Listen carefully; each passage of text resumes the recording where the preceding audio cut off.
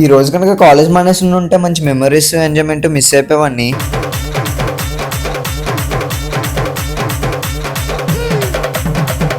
ఎప్పటిలాగే లేట్గా లేచాను కాలేజ్ డుమ్మా కొడేద్దామని. బయట క్లైమేట్ చూస్తే ఇంకా అసలు వెళ్ళబుద్ధి అవ్వలేదు కాలేజ్కి. కానీ మా ఫ్రెండ్ ఫోన్ చేసి ఫీల్డ్ ట్రిప్ అనగానే వెంటనే రెడీ అయిపోయాను. అప్పటికే 9:15 అయిపోయింది.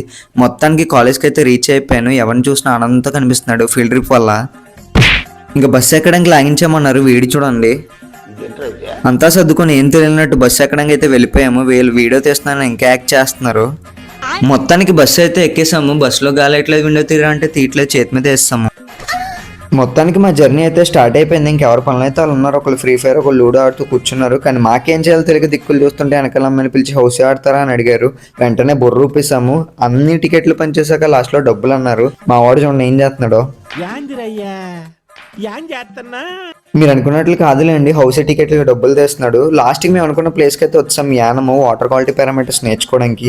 కానీ మా క్లాస్ అమ్మాయిలు ఏం చేస్తున్నారో చూడండి.